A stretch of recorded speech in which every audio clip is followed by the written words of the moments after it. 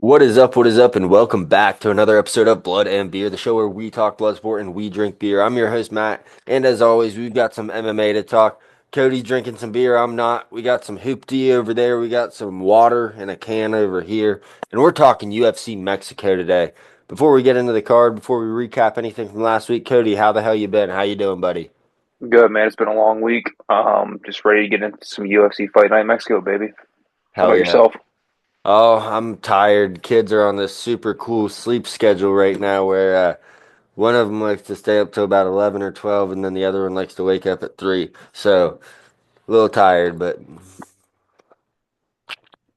You we, got this, Dad. yeah, we roll along. His daughter's sleeping great, but that's okay. So, we're talking UFC Mexico today. Brandon Moreno taking on Steve Erceg, battle of top flyweights here. Fun ass card. Not a ton of huge names on it, but great matchmaking. Bunch of scrappers. Every time they go to Mexico, it is. Cards happening in Mexico City, 7,500 square or 7,500 foot elevation. That's huge. That's going to be gas tanks are going to be getting exposed. So, we're going to break down those fights. We're going to recap a little bit about what happened at UFC London. We're going to be making our bets, recapping our bets from last week, putting our 1,000 back up because we still got that. And yeah, just talking UFC, shooting the shit like we always do. So, on these Wednesday episodes, as always, we start off with some talking points before we get in the main card breakdown. Cody, first thing I want to talk about, Sean Brady, he's coming off a dominant win over Leon Edwards. 4 minutes, 57 seconds of control time in the second round, breaks UFC records, top mount guillotine. What can you say? What's next for this guy? What do you have him? What do you have next for him? Is it title? Do you have a guy in mind? What do you think? Title isn't next right now because we got to wait, obviously, for the winner of Muhammad and JDM. Jesus, would you lose JDM? But that's the logical option right now is to wait for the loser of that fight because I think personally, I think he might need one more fight. I think logically it's going to be the loser of that fight, or if he really wants to, he can hop onto the card this fall for the welterweight card, and be a co-main event in that possibly. And maybe I heard and then I seen on Twitter yesterday that Usman called him out and said he wants to be on his hit list. Ah, So fuck it. He's gone. He's done. I know, but hey, I mean, it's another name out there, and Usman's still ranked up there in their listing. So I know it's been a while since he's fought, but I mean that's still another name that he can have just to fill in until we wait for him to fight the winner of JDM and Muhammad. You know what I'm saying? For what would that be like a April March of 26 bout? You know what I'm saying? I think I hear what you're saying because he is ranked and everything, but and it's been a long time since he's been fought. It's been even longer since the dude's won. He's lost his last three. Um, just isn't the same fighter. He's one of those older guys that's just been hanging around. We need to phase him out. There's a new wave at welterweight, and there's so many options for Sean Brady here. I think you could absolutely give him a title shot versus the winner of JDM and Bilal because they're going to be on about the same timeline for recovery and fights and everything. Another thing you could do later in the year, give him Shavkat. A lot of people are going to say don't do that because Shavkat shouldn't be punished for getting hurt in that Ian Gary fight. Being available is your best friend, and if you weren't available when the title shot came around, somebody else just made a huge statement and they got a finish over a former champion that had several title defenses. I think you give him the title or you give him Shavkat for that number one contender fight. Because you give him Kamaru, that win, that would retire Kamaru if he wins. I wasn't. Yeah, I know. I wasn't saying that's like who he should because that's just who I You're seen on just Twitter. you're just saying one more. No, Yeah, I get you. because I'm just I personally don't think it should be. It should be Shotcott just because, like you said, personally, that would be my opinion. But we already know how Dana's got this set up. Shotcott's going to fight the winner, even though he shouldn't, you know. maybe. I mean, they might not. They've done crazier things. They've But like you said, activity though, man, they have done crazier things. And a crazy thing that I think they need to start looking at, like you said, is activity in these rankings. Because I'm sorry, I don't see why a fighter who's fought once in the last year and a half should be blocking these rankings when you have guys that are putting up two, three fights a year consistently trying to gain the ranks and they're putting in the work. They're going and getting on fight nights, getting on pay per views, and I know that you're pound for pound great, but I mean, I were. know were Yeah. exactly. Like you got Colby in the rankings, you got Kamara in the rankings. Leon should still be there, even though he got dog walked. That's only two losses. One was his title fight. Kamaru's got three losses in a row. Hardly's fought in the past 5 years. Colby's the same way, I think. Maybe two losses in a row, but has hardly fought.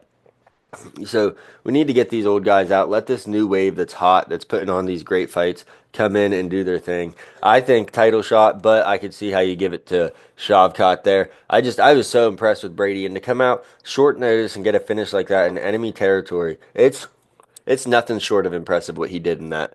So yeah, that's where I'm at with Brady, and I also saw Colby called him out too. Like, yeah, but you guys have rankings. Everybody's going to be lower than him except Shavkat, and I would argue that he could be the number one contender or the number one spot because he beat Leon, who was the number one. Even though Shavkat is undefeated, this, that, and the other, you look at Brady's strength of schedule, it's just as tough. He beat Gilbert Burns.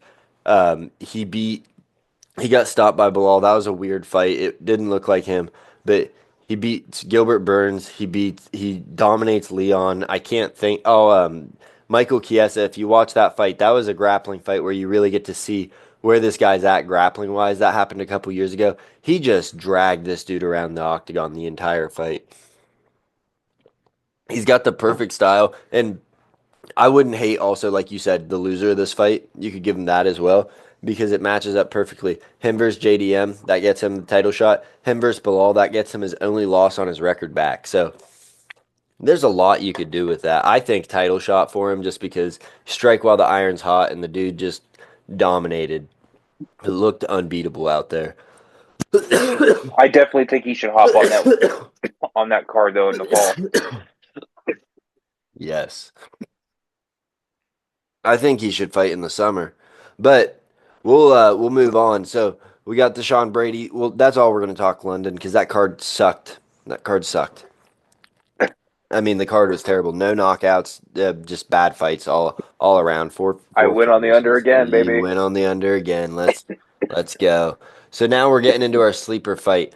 What is your sleeper fight on this card? We do it every week. Let's hear what you got. There's a lot of potentials here. Excuse me. There's a lot of potential. I like CJ Vergara versus Edgar Chairez. I have that I on here. I think that's just one of. I think it's the last prelim fight, getting ready to go into the main card, and I think that's one of the best fights that you could probably have on the card for the night. And I think it's a perfect setup to go into the main card, man. It's just no takedowns, just straight striking, just straight Two war, dude. scrappy dudes that are just going to It's be throwing high volume. They're not going full power with every shot, just high volume scrapping. They're going to have their hands down, taking shots, giving shots. It's going to be a fun one. You're right. yeah. I think this one's gonna be one of my sleeper fights for sure of the night. The other one I was thinking maybe was gonna be maybe the Joe Piper fight versus Gastelum, dude. I think maybe that could be a sleeper as well. Odds aren't giving Gastelum any love there. I don't see. I know he's been off for a year, but I like it though. See, yeah. I mean, I hesitated picking that because it's the co-main. I have co-main here, but again, it's like is the co-main, or I guess they're not the co-main, are they? They're the feature fight. So, oh, where'd you go, Cody? Oh, Sorry, there. I just No, you're good. breaking. Sorry. But the co-main is also going to be a great fight with Drew Dober, Manuel Torres. Another sleeper fight I have on here that's I think going under the radar. You got 42-year-old Vince Pichel taking on Rafa Garcia. Garcia's got a ton of submissions, but these guys are both strikers. They both just want to stand and bang. I think it's going to be a fun war, that fight. So there's a lot of fun fights on here. You took the words out of my mouth with Pfeiffer and Gaslam. I think Pfeiffer could gas. We've seen it happen in Colorado and Mexico City's higher elevation.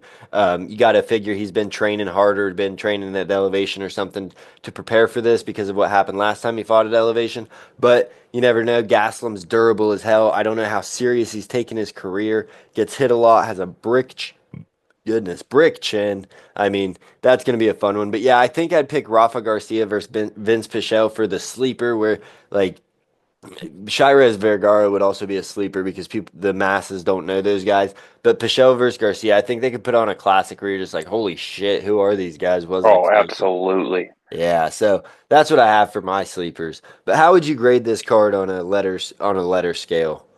I have this at a high B, low A. Okay. I think just because, like you said, it's not going to be. the high names that we want on this fight night card because we this year so far in 25 that we've kind of expected this at this point. We're not getting a lot of high volume names. I mean, we're just getting a lot of these entry level guys, but a lot of these entry level guys that deserve to be on these cards, a lot of these main cards because they're scrappy. They like to get to the ground. They're fun. They're entertaining. And I give this like I said a high B, low A. One just because of I think what we're going to see. I think we're going to see a lot of fun scrappiness. I think we're going to see a lot of high octane volume striking. We're going to see a lot of fun here. Yeah. And on top of that, like we've seen it in the Noche UFCs, dude. When they go to The Mexico, when they do these dude, Mexican fight nights. the freaking environments are insane. It's so fun to watch. It's really exciting, dude. I think this is one of the fun ones that we're gonna watch this spring before we get into summertime, man.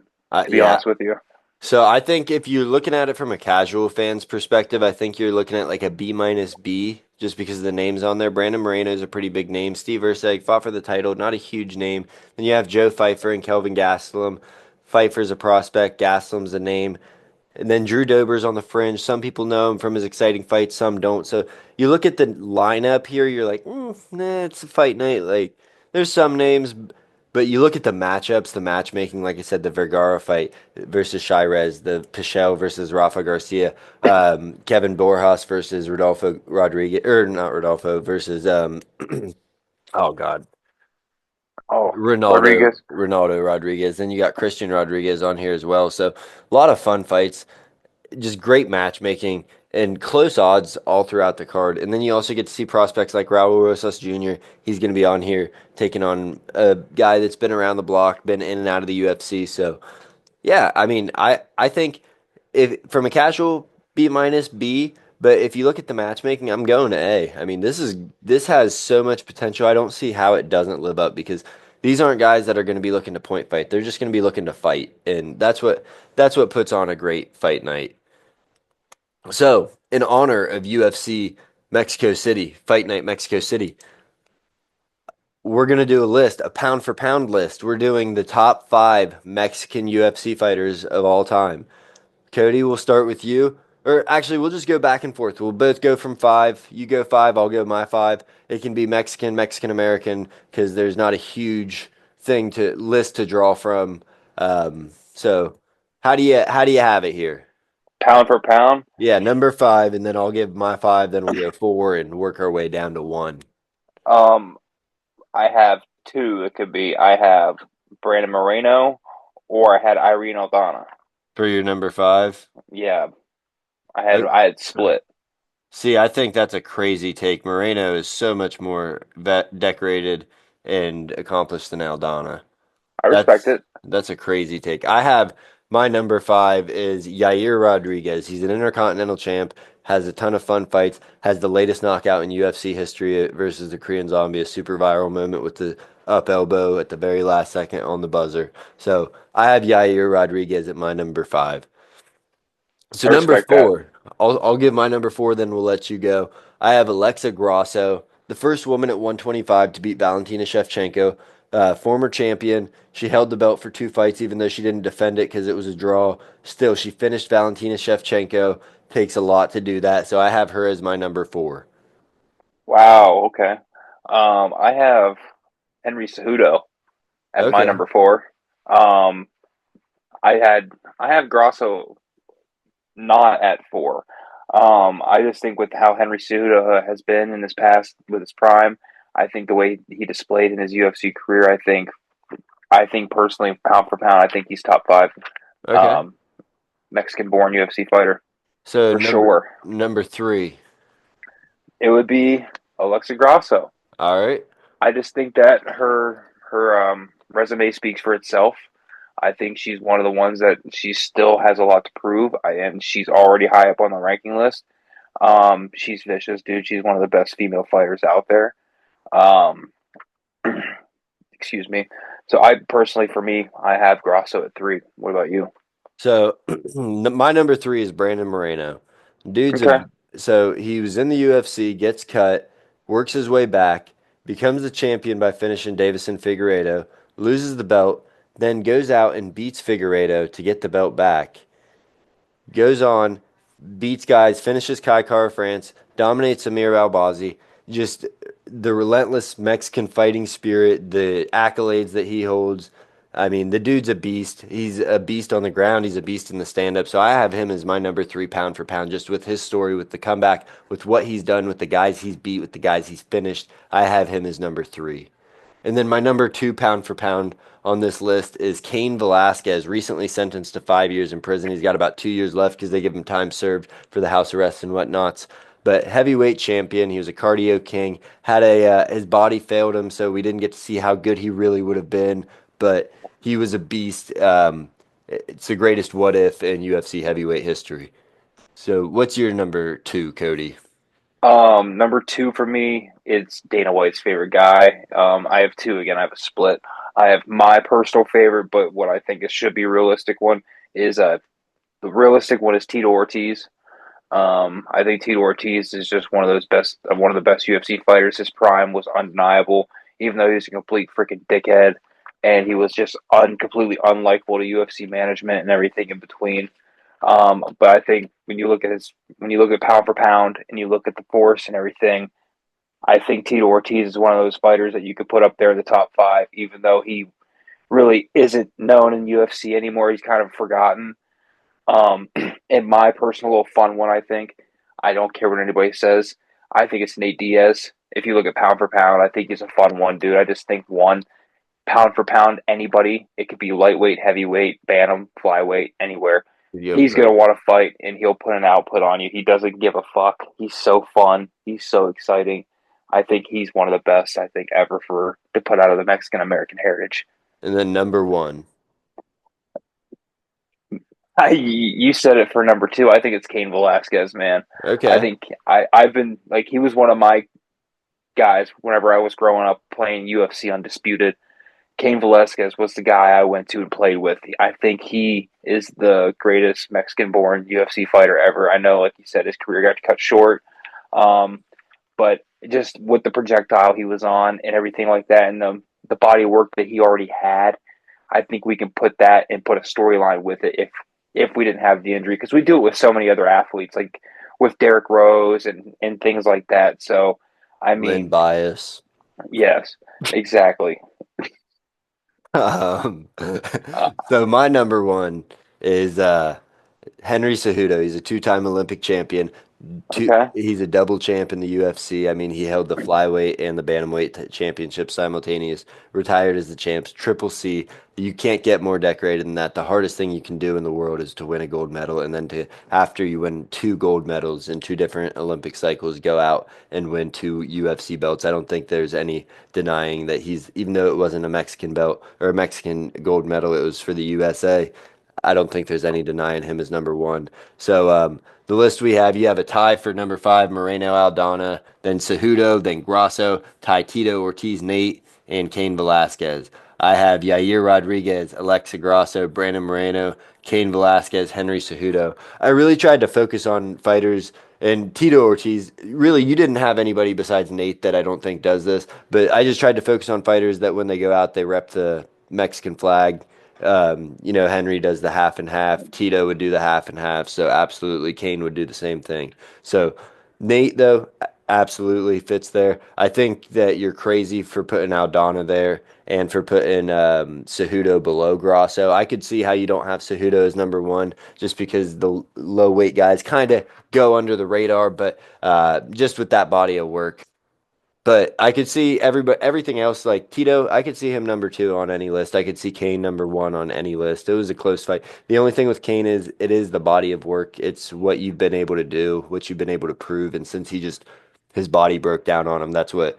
And he had an amazing body of work before that. It's just we didn't get to see it all. He didn't get to break the records we wanted to see him break. So we spent enough time on our list. I'll make a graphic for it, maybe. And our over under bets. I had to lower it for what I was going to pick this week, but I think it's a good line because these guys are warriors. We got chins on this card. I got 5.5 finishes here. Over under, Cody. I think this one is going to be a little bit on the overside this week. Personally, Okay. we've been heavy on the unders. I think we've been due. We got a scrap fest this weekend. Like you said, we got a bunch of iron chins, but iron can 7,500 foot. iron can only hold for so long, though, buddy. Um, I think we're going to see a lot of breaking in people's chins this week. I think we're going to see a lot of TKOs, a lot of knockouts. Got a lot of submission artists too on this card, so we might Yeah, see a lot of subs.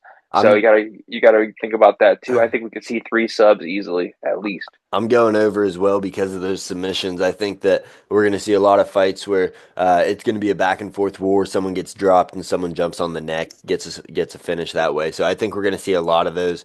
And yeah, I'm going over as well. So final question before we get into the main card breakdown, Cody, who has the most to gain from a win on this card this weekend? There's a lot of people that can gain on this card this weekend. There's a lot. Um, I think there's different levels to what people can gain. Um, exactly. You know, I'm gonna, for me, I'm sorry to cut you off, but I'll Oh, just, you're good. Go ahead. yeah, for me, I say it all the time, the log jam at 125 makes it so tough for Moreno. He's already fought Pantoja three times, even though he's this decorated champion. He's beaten Amir Albazi. He had a super close fight with Brandon Royval, finished Kai Kara France. All that being said, even with the dominant win here, he doesn't have a lot to I don't know where you go from here other than another fight to turn away another contender. Steve Erceg, a win isn't going to get you a rematch with Pantoja after a devastating knockout loss to Kai Kara France. But who I do think has a lot to win is Joe Pfeiffer if he can get a victory here. Raul Rosas Jr. He gets a very if he has a super impressive performance, not just a dominant victory where he holds the guy down, beats him up, but if he gets a finish, looks amazing, gets on the mic, he can get a top 15 fight after this. There's a lot to gain, but yeah, I think you got to look at guys like Raul Rosas Jr. and Joe Pfeiffer who are probably just on the outside of that top 15 looking in. They do something spectacular. They get on the mic and they call for their shot. Who do you think has the most to win? Or most to Honestly, gain? honestly, we're on the same page. Like you mentioned, Moreno, he doesn't really have much to gain. I mean, he can maybe go down or maybe go up to 135 if he really wants to try and contend with somebody else, but it really wouldn't be a smart move on his end by any Yeah, means. he doesn't have a big frame. No, and his reach isn't really that great either. He'd need more than the 70-inch reach that he has, so it just doesn't really work out too much for him. Um, I think, like you said, Raul Rosas. I think he's got a lot to gain. He's only been in the UFC 2 years. He's going to be coming in with some more heat. I think he's going to. We'll talk about it later, but I think he's going to walk away with a victory. I think Rodriguez, to start off the main card, Ronaldo Rodriguez, I think it is. Yep. Yeah, 17-2. He's a young up and comer. I think he has a lot to prove. If he gets this win, I think he's going to be able to get into that opportunity to fight a ranked fighter and be able then to come into the top 15 because he's one of them guys that's coming up in the flyweight. That's pretty solid, man. I think he's a pretty good guy. Um, Bet the Rodriguez's are, but yeah, absolutely. And um, he's a guy UFC's really high on Ronaldo. oh, absolutely. And then like you said, Joe Pfeiffer, I think he's got a really just a good opportunity to start moving up in the rankings here if he continues his activity. Um, there's probably 4 or 5 guys that we can just say that has a lot to gain, but maybe Erceg can get an opportunity to move up. Um, but it doesn't if he can somehow It's sneak out a win. But it's so clogged that it doesn't really matter. Yeah, I feel like the winner of this fight is fighting for the Manel Cop sweepstakes because it seems like the UFC is leaning towards Kai Kara France, or they're also bringing in Kyoji Horiguchi back to the UFC. He's been away from the game, number two pound for pound flyweight in the world, fighting over and rising forever. He's going to be coming back to the UFC. Um, so they could be fighting for that, or that could be who Pantoja's fighting. But it just seems like the winner of this is going to get matched up with Manel Kopp, and it's a fun fight. I think Manel Kopp waxes Steve Erceg. I think versus Moreno, with how durable Moreno is, it'd be a really fun fight. But yeah, just not a lot to gain for the main event. And like you said, a lot of people they're on the fringe. They're all they're not going to get the title or the title eliminator, but they could get into the rankings. So there's a lot to gain on this card. A lot of consequence without it being too serious, without watching your favorite fighters go against each other. It'll be a fun card, fun little Saturday afternoon. So we're going to get into the main card breakdown. Since I jumped ahead of you, I'll let you go first on the main event. Brandon Moreno versus Steve Erceg. Moreno's a minus 245 favorite. Erceg coming back plus 200 dog. How do you see this fight going down, Cody? All right, we got our main event here: Brandon Moreno versus Steve Erceg. Brandon Moreno here with Mr. Statistic here. I love my numbers.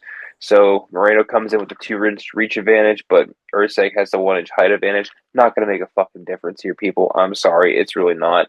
Moreno has the patience. He has the strategic strategy here to take his time, pick his spots, and pace his strikes. He's so freaking good. And the one thing he holds himself on is his defense. He's so good at striking defense. He's so good at taking his takedown defense that you can't really come in on him. He knows how to hold his distance. He knows how to pace himself. He's proven himself how many times he can go deep in these 5 round fights. It really does not matter to him. But for Erceg here, he's coming off 2 losses, so he needs some sort of motivational juice to come in off his camp. I mean, because you're not looking too hot now. I mean, if you lose this one, you're probably dropping down to 10, maybe 11 in your rankings. If I not, mean, maybe absolutely, because I think he was number 8 when he took that title fight, and then he moved up to 5, fought Kai Kara France, knocked out cold. I mean, yeah, you he's not looking too hot. He's if he wants any shot in this personally, because I think the odds got it right here. I think Moreno honestly could be a minus 310 if they yeah, really had it lucky. I Um, yeah. because if he wants a shot here, he's going to have to capitalize early on offensive bursts to try and capture early rounds. But you can't do that against a guy with a chin like Moreno. I mean, No, unless no, that chin's cracked, but there's been no evidence to support that yet. We haven't seen the guy wobbled. He doesn't get dropped. When he gets knocked down, it's like, yeah, he got dropped, but it wasn't like, oh, he's loopy, he's on wobbly legs. It's like the punch knocked him over, not even off balance. It's just he let the punch knock him over. Not let, but it does. And yeah, like you said, patience, gas tank. He's durable. He picks his shots so well. He counter strikes. He has the defense. I mean, takedown defense. Yes, I don't think that's going to come into a huge factor here. But the high guard that he keeps, not really. the high guard that he keeps when they're striking, just like this the whole time. You're not hitting the guy, and he takes a little damage, but he's so calculated. He's so active, and I don't see a path to victory for Erceg because I don't see him knocking him out. I think this is going to be after this fight. We're going to be talking about Steve Erceg and saying things like, well, maybe he wasn't really that good because you look at the fight that he got to get his title fight. It was him Muhammad Makayev, and I think Manel Kopp were all in the same card. They fight guys, and it was like whoever has the most impressive win is gonna get the title fight. Erceg had a left hook knockout. He was on the outside of the top 10. They give him the title fight against Pantoja. A weird stylistic matchup, and he looked good. He goes out there, gets absolutely slept by a guy like Kai Kara France. Against a guy like Moreno, Moreno's just going to pepper this dude up. I don't think we're going to see a knockout necessarily, but I don't see a huge path to victory for Erceg because Moreno doesn't get knocked out, and he's going to have a better ground game, better submissions, better wrestling.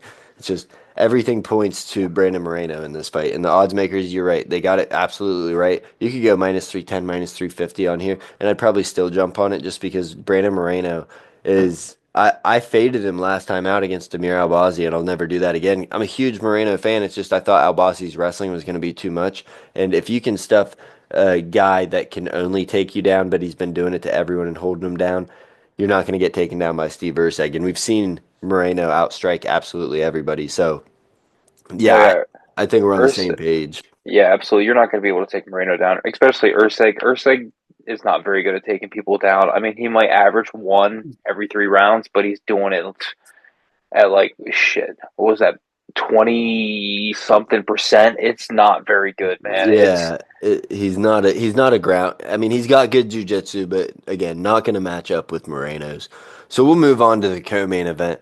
I'll go ahead and take this one. Manuel Torres taking on Drew Dober.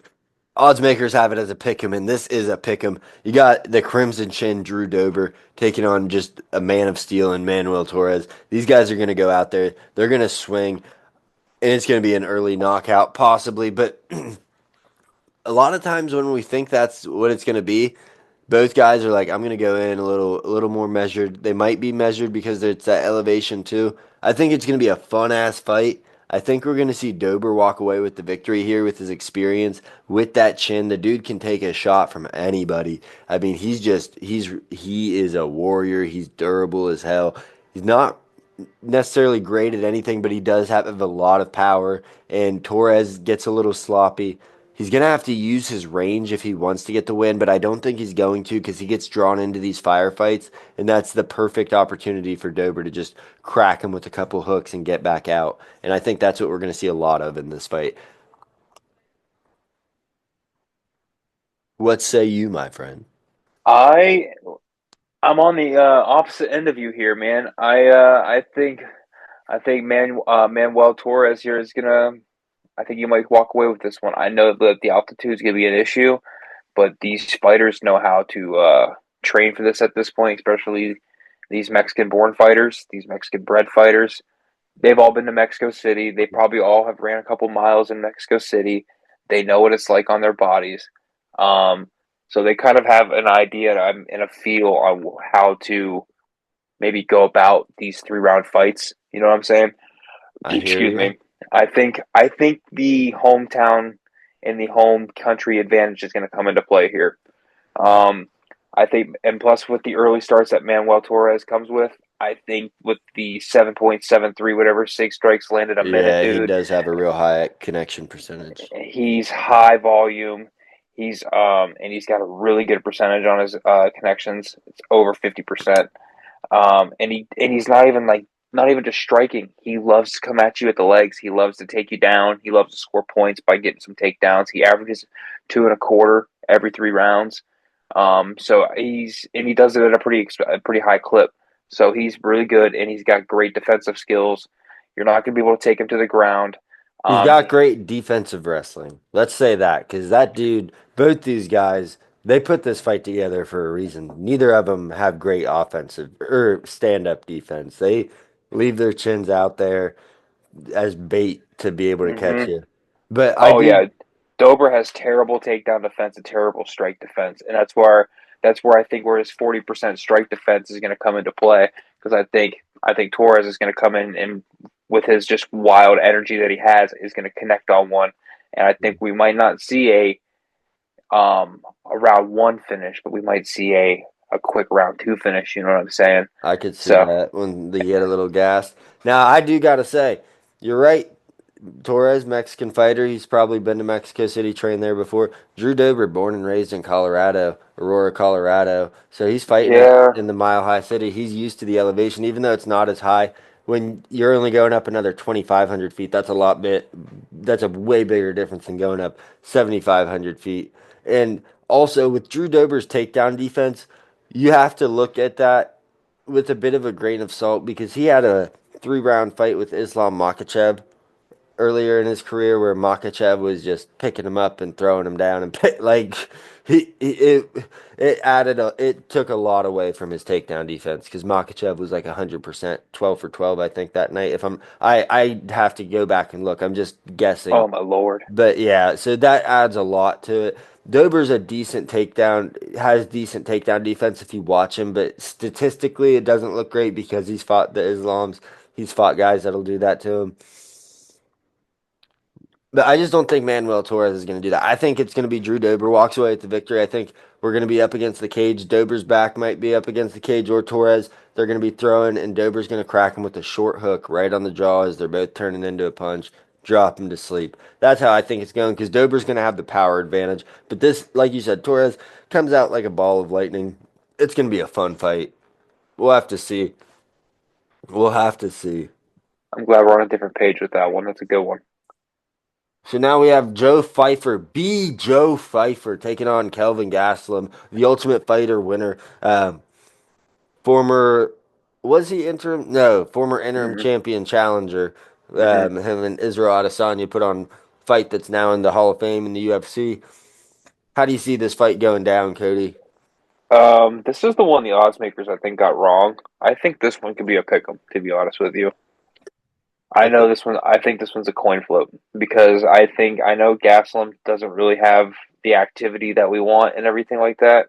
but he's a proven fighter. He's proven that he can go the distance, and he's proven that he can go into the later rounds and survive these early onslaughts from these fighters.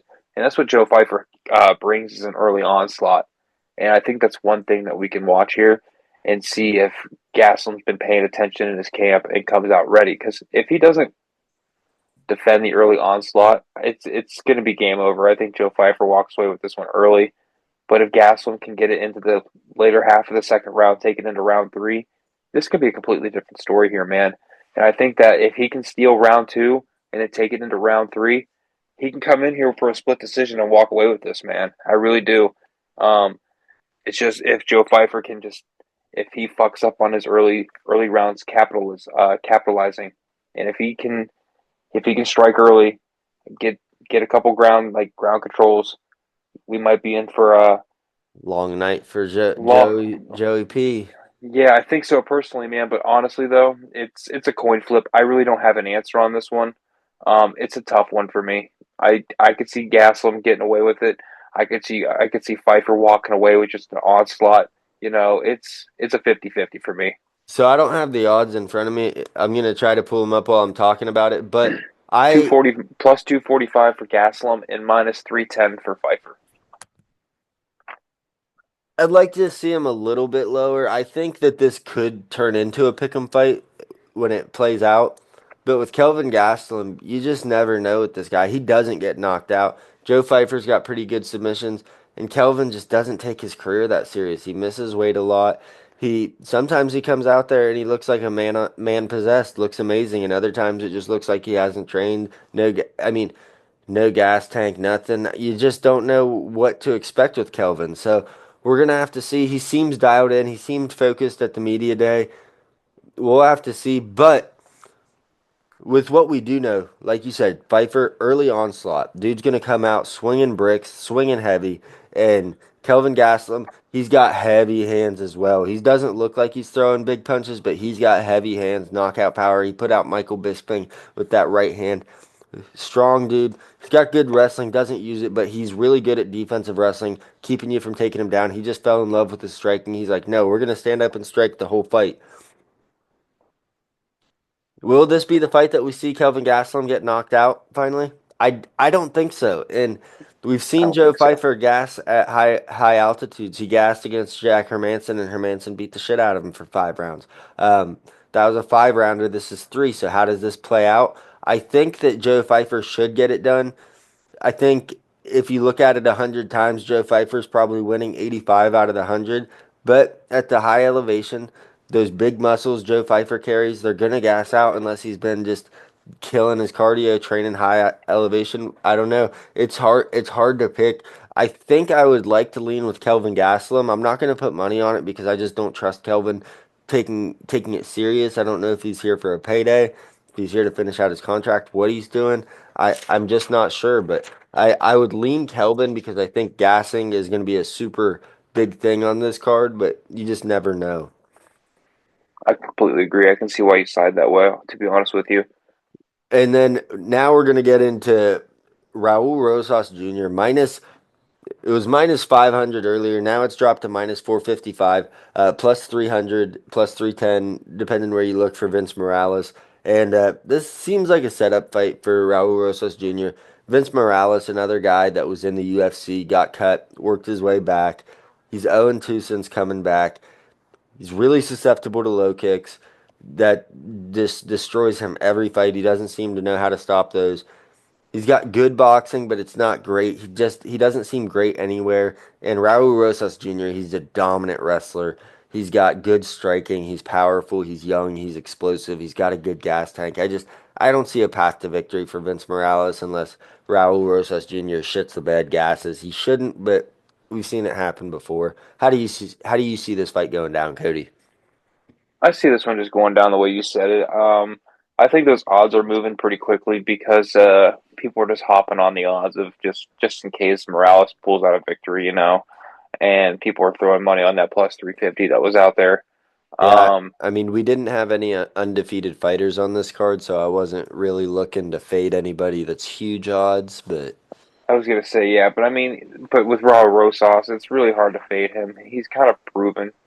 just 2 years in the UFC. He's kind of just proven that the dog that he is. Submission artist, great wrestler, like you said. He could take and he can strike it with the best of them. I know he doesn't strike often, but when he does, he's really, really accurate. I don't really see much here for Vince Morales. Like you said, just when he's came back, he's 0-2 in the UFC. He hasn't looked good at all. Um, we thought he would look good in his last one, but he kind of slipped up a lot. So I'm not really impressed with what we've seen with Morales since he's came back. It's nice to see that he earned his spot back, but it's just For what?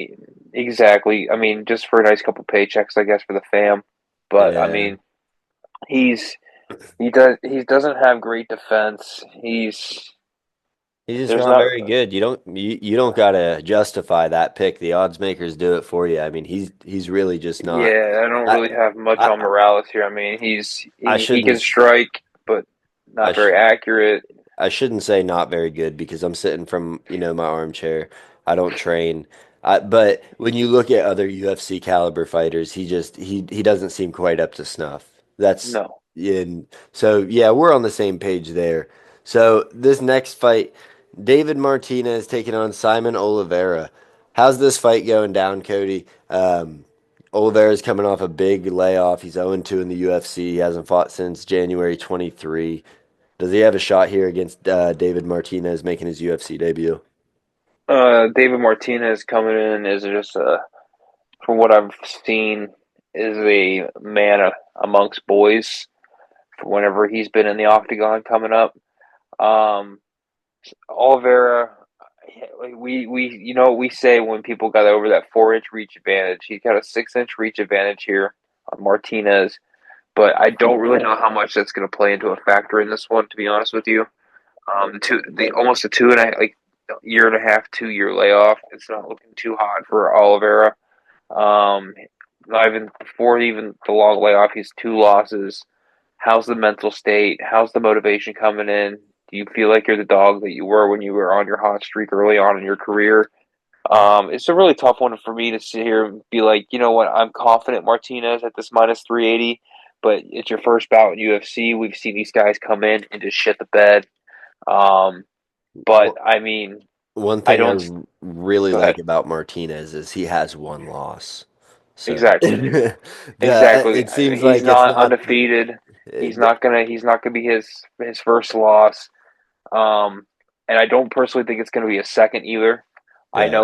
I know it seems like, oh, okay, we're just gonna quickly pick this favorite, but it's so hard to tell. I mean, The he's six only had inch reach advantage makes me kind of intrigued to place a bet, but at the same time I'm so low on Simon Oliveira. no, and Martinez comes in averaging over 5 strikes a minute, 6 strikes a minute, and he's got really good takedown defense. He's had one UFC fight in his fight night debut, I guess. Looking at it here, and he had a 66% strike accuracy defense, so Yeah. he can guard his chin. He can do what he needs to do. But for I guess Oliveira here, I guess he's gonna have to use the ground because he can take you to the ground here. And I would say for Martinez, he doesn't have a very good ground defense. I would say try it out because The, I mean, the guy's a see, knockout artist. It's the safest way, absolutely. I didn't realize the 6 inch reach advantage though. That that's big. I mean, I've been saying it all year, and it's been hitting all year since I've been saying it. The Kevin Holland fight, he was a dog going into that, and it was it was Kevin Holland 9 inch reach advantage. I'm jumping all over that. Over four, and every inch over four, it just gets better and better. I just don't know how good Simon Oliveira is. I don't know where he's at after being off for 2 years.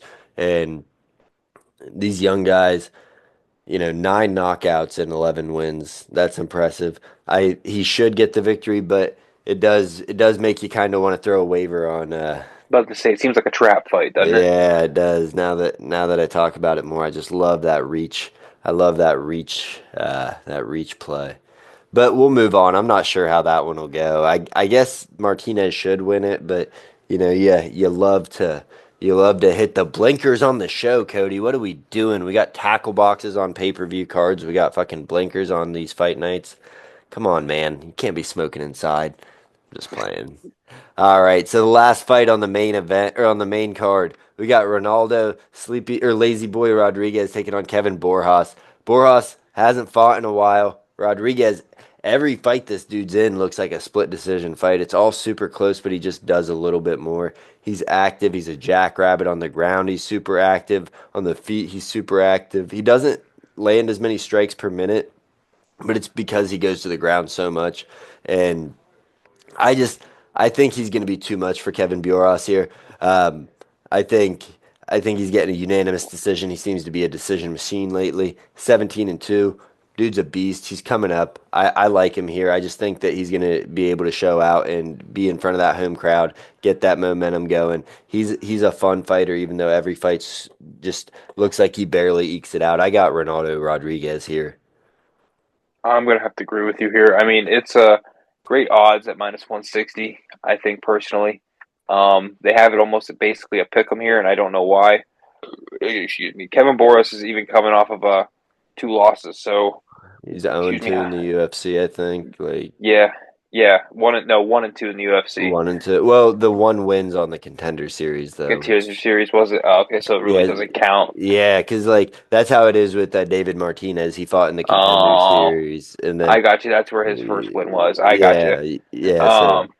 So Um, so you can't really consider that then. So if he is 0-2, he doesn't really have a great strike defense, and Rodriguez is really patient from what I've been watching and from what I've been reading up on him. His patience is really a virtue for him, and he knows how to stay aggressive early on.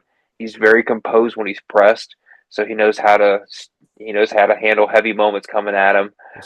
So I'm very impressed with him. He's a young up and comer. They're very high on him.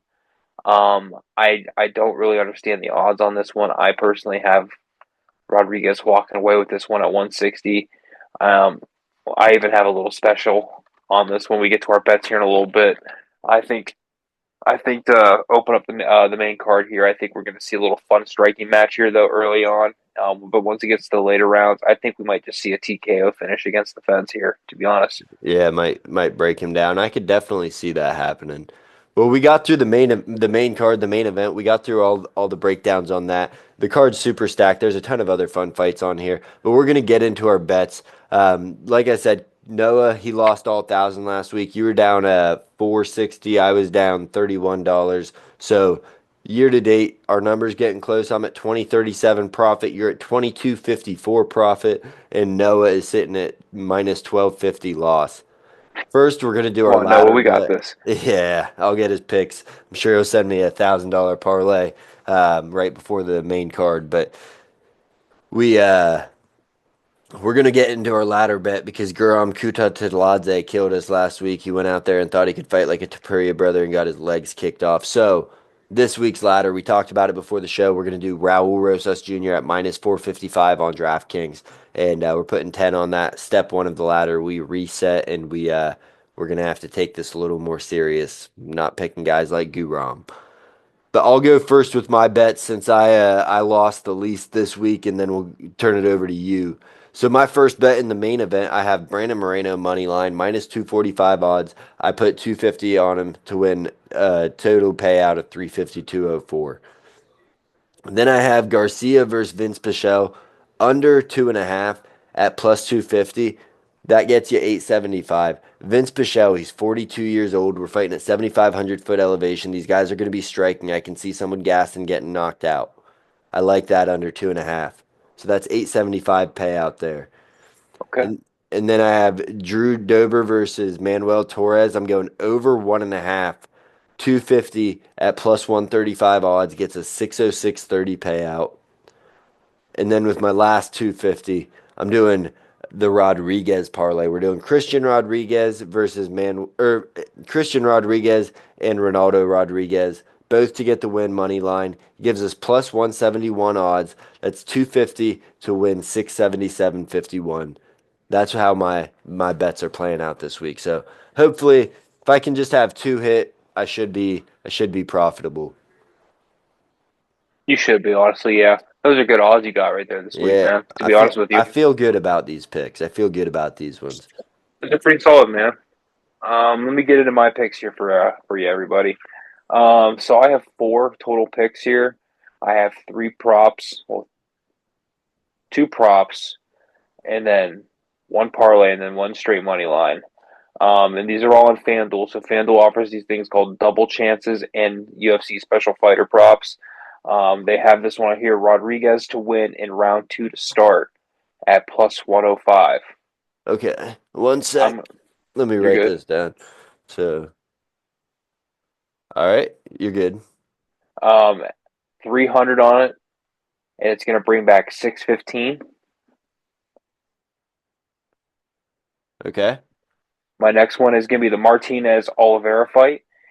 Either fighter to win in round two or three at plus 230. So finish in round two or three. Yep, either fighter to win in round two or three, finish in round two or three. Um, at plus 230, I threw 250 on it to bring back 575. Okay. My 250. Your profit is 575. No, total bring back is 575. The profit would be Wait, 325 okay, what's the odds on it again? plus 230. You should get more than that back. Not If you throw 250 on it, the total payback was 575. Your winnings are Oh yeah, your winning is 575. Jeez Okay. Louise. I Yeah. was I was like, there's no way. So No, you're your getting payout seven, is seven, or it'd be 825. 825. Yes, 825. Okay. Jeez Louise. All right. Sorry, I was trying to You're do the you're good. You're good. I was like, there's no way that's right. um and then the next one's going to be a parlay. It's going to be Rosas Jr., Torres, and Moreno money line at plus 221. I threw 350 on that. It's going to bring back 1125 What was the number odds? plus 221 Okay. And you've got and 350 on that. 350 on it to bring back 1125. All right, and we got $100 left. How we doing this, Cody? We're going to put $100 on Gaslam money line All at plus righty. 240 to bring back 340. All righty. So that's the bets. So we That's the got bets, Raul baby. That's the Rosas Jr. bets. as our ladder. We got Cody going Rodriguez to win round two to start. We got Martinez and Oliveira to finish round two or three. We got Rosas Moreno, Torres money line, and then we got parlay all money line. And then we got Gaslam money line plus 240. Love the picks, Cody. I love my picks as well. I think we got a good shot here to bring home some bacon. That's all we got for you today. We've been running on UFC Mexico. I'm running on no sleep. Cody, thank you for joining me as always on this Wednesday edition of the show. That's all we got for you today. This has been Matt with Blood and Beer. Don't forget to check me out on Twitter, Blood Beer Matt. Facebook, Blood and Beer. You got Matt McLennan there. We're also on Spotify, Apple, Amazon, anywhere you get your podcast. So check us out there. And as always, we appreciate you tuning in. Thank you.